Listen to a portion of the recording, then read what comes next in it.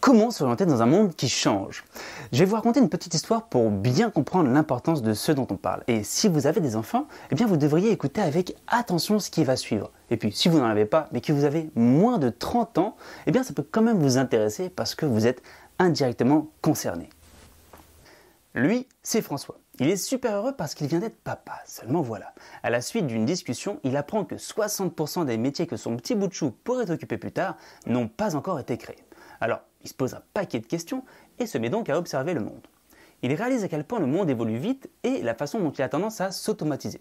Alors bon, il sait bien que la technologie est source d'emploi parce que durant la période industrielle, son grand-père lui-même avait peur de perdre son job à cause de l'automatisation.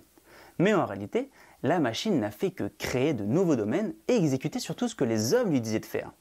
Aujourd'hui, notre papa se rend compte d'une chose. Auparavant, les machines exécutaient un point c'est tout.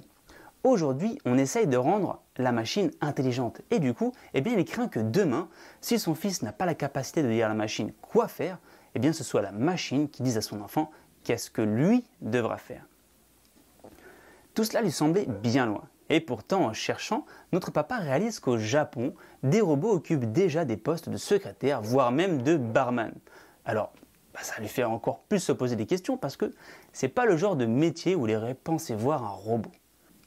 Il se demande surtout comment cela se fait-il que dans un pays qui n'est pas si loin, des emplois basiques chez nous soient déjà en voie de disparition là-bas. Et il comprend une chose. Ici en Europe, nous n'avons pas la même mentalité qu'au pays du soleil levant.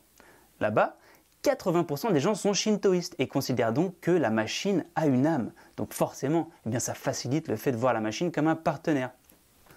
François ne rejoint pas vraiment cette idée et il s'aperçoit que ses amis non plus. Donc forcément, eh bien, ça nous amène à voir la machine plus comme un concurrent qu'un partenaire.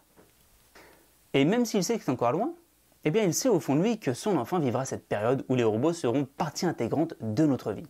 Alors forcément, il se demande comment cela pourrait-il se passer et il voit deux grands défis à la montée de la robotique.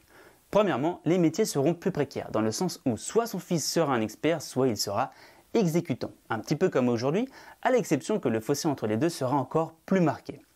Il voit également les métiers d'indépendants se développer et il sait que même si ces métiers donnent l'impression d'être plus libres, en réalité, les droits des travailleurs indépendants sont diminués puisque ce statut cotise moins pour la retraite et ses droits sociaux. Mais de toute façon, la retraite de son enfant, il a un petit peu du mal à y croire entre nous. Mais ça, c'est une autre histoire.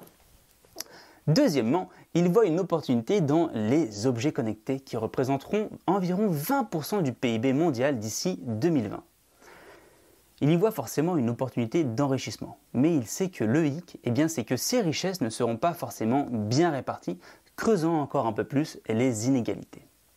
En fait, pour bien comprendre ce qui se passe, François rencontre un entrepreneur qui va lui expliquer l'enjeu de l'automatisation et à quel point ça peut être une opportunité.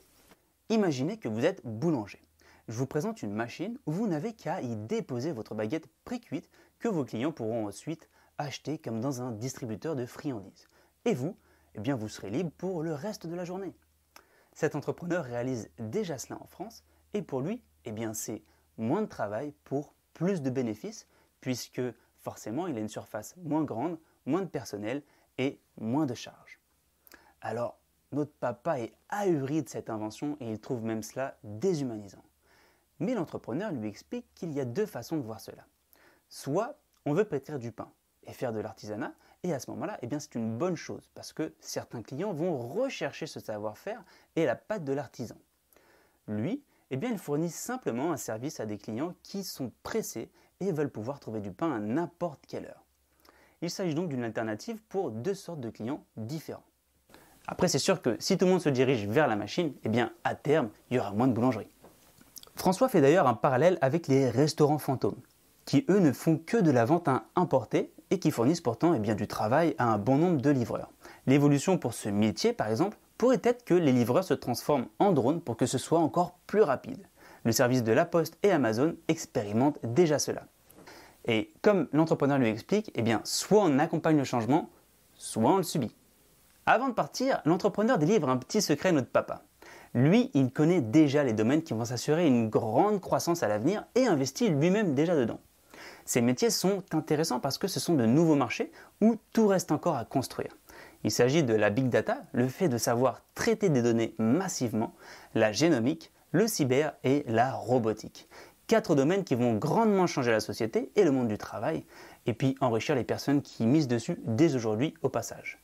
Avec tout cela en tête, notre papa finit à un endroit, la bibliothèque, où il sait qu'il peut trouver un grand nombre de livres qui peuvent déjà lui permettre de comprendre le monde dans lequel son enfant va grandir. Cette vidéo est même inspirée du livre Les industries du futur d'Alec Ross, qui n'était rien d'autre que moi qu'un des conseillers de Barack Obama et est un expert en innovation. Si cette histoire vous a plu, abonnez-vous parce que dans la prochaine vidéo, on va interviewer un entrepreneur expert de la blockchain et vous allez voir que des métiers comme notaire, banquier, agent immobilier et ce genre de choses sont des métiers à risque sur le long terme, voire même des métiers qui risquent de disparaître sous 20 ans. Mais cela est une autre histoire. Pour ne pas rater la suite de l'aventure, vous connaissez la chanson, ça se passe dans la bio. Moi je vous dis bonne journée et à bientôt.